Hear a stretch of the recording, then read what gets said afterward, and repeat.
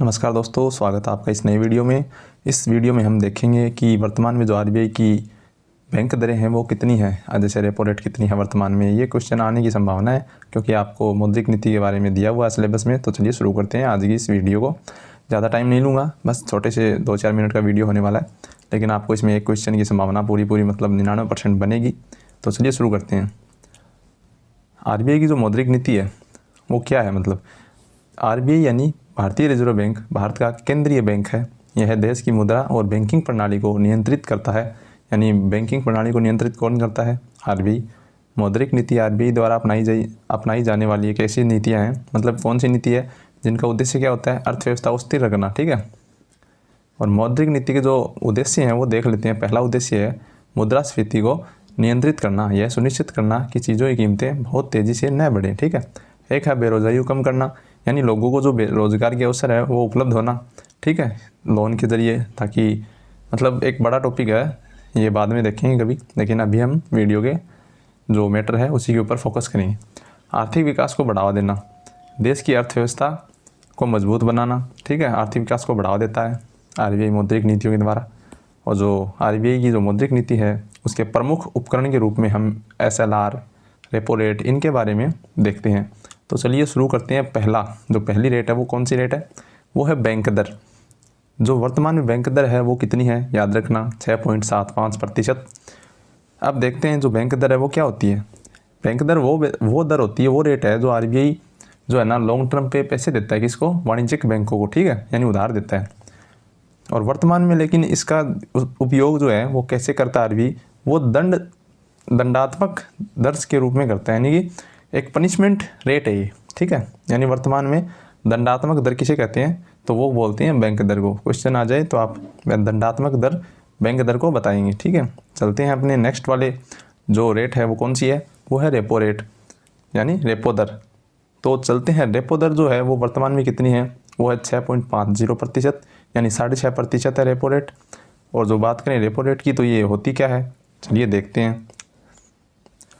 Repo दर जो है वो कौन सी रेट होती है? वो रेट होती है जो आरबीआई है ना वाणिज्यिक बैंकों को कर्ज देता है। जैसे ये आरबीआई है, आरबीआई ये दे रहा है हमारे कमर्शियल बैंक को ऋण, ठीक है। तो जो रेट लगाएगा ना वो रेट है रेपो रेट। अब देखो,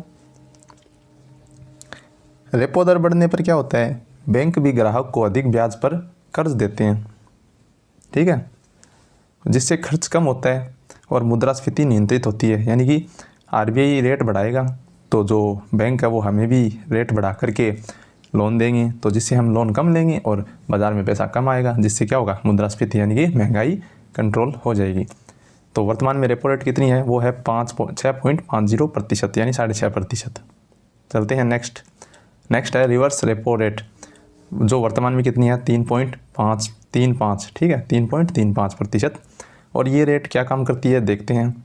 ये जो रेट है वो क्या कार्य करती है कि आरबीआई जो है वाणिज्यिक बैंकों से पैसा उधार लेता है। अब आरबीआई बोलेगा कि हाँ भाई मुझे पैसे दे दो, आपके पास एक्स्ट्रा पड़े हैं, कमर्शियल बैंकों को बोलेगा, ठीक है। तो जिस रेट पे लेगा ना कि भाई मैं इतने रेट पे आपका पैसा उधार ले लूँगा, आपको ब्याज दूंगा, तो वो वाली रेट है रिवर्स रेपो रेट, ठीक है। और जिससे क्या है, कमर्शियल बैंक की जो अतिरिक्त धनराशि है वो आरबीआई के पास आ जाएगी और पैसा कम हो जाएगा मार्केट में और मुद्रास्फीति भी कम हो जाएगी, ठीक है। इस वीडियो में यही कुछ है। चलिए देखते हैं नेक्स्ट जो है सीआरआर, इसका पूरा नाम है नकदी आरक्षित अनुपात। ये कौन सा अनुपात है? ये वो अनुपात है जो वाणिज्यिक बैंकों को आरबीआई है ना, आरबीआई जमा करता है। यानी कमर्शियल बैंक से एक इतना अनुपात होता है कि भाई आप कम से कम इतना रुपए हमें जमा करवाओ, ठीक है, वो अनुपात है ये, ठीक है, नगद आरक्षी अनुपात। और वर्तमान में इसकी रेट कितनी है सीआरआर की? 4.5%, यानी 4.5%। यानी क्वेश्चन बनेगा कि वर्तमान में सीआरआर है, ठीक है, तो आप बताएंगे 4.5%। चलते हैं नेक्स्ट जो है वो है एसएलआर वर्तमान में कितनी है? एसएलआर है वर्तमान में 18%। और ये क्या होती है? ये होती है तरलता सुनिश्चित करना, यानी स्टैट्यूटरी लिक्विडिटी रेशियो। एसएलआर सुनिश्चित करता है कि बैंक के पास हमेशा पर्याप्त पैसा हो ताकि वे ग्राहक को पैसे उधार दे सकें, ठीक है। ये बैंक हो गया, ये कस्टमर हो गया। जब ज़रूरत हो तो पैसा वापस कर सके। अर्थव्यवस्था को स्थिर रखना।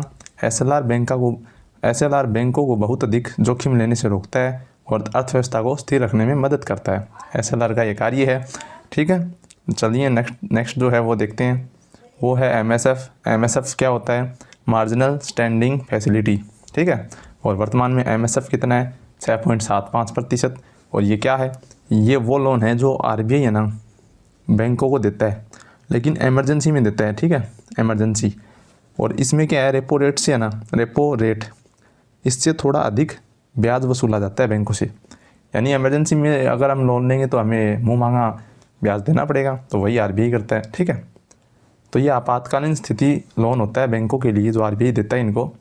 जब किसी बैंक के पास पर्याप्त पैसे नहीं होते तो उसे तुरंत पैसे की ज़रूरत होती है, जो कौन देता है? आरबीआई देगा। और ये अंतिम विकल्प भी होता है बैंकों के पास। देखो, अंतिम विकल्प के रूप में एमएसएफ को बैंकों के लिए एक अंतिम विकल्प माना जाता है। ठीक है, हाँ, तो वीडियो थी ये, आई होप आपको पसंद आई होगी। इसमें हमने वर्तमान में जो मौद्रिक नीति की दरें हैं उनके ऊपर चर्चा की और कितनी है वो भी बताया। आप इनको एक पुस्तक में, नोटबुक में नोट डाउन कर लीजिए। यह आपको सेकंड ग्रेड राजस्थान एग्ज़ाम में बहुत हेल्प होने वाली है। यहाँ से आपको एक या दो क्वेश्चन, एक क्वेश्चन तो मान के चलो मिलेगा ही मिलेगा। ठीक है, तो वीडियो को लाइक करें, चैनल को सब्सक्राइब करें और हमसे जुड़े रहें ऐसे ही वीडियो पाने के लिए। थैंक यू, धन्यवाद।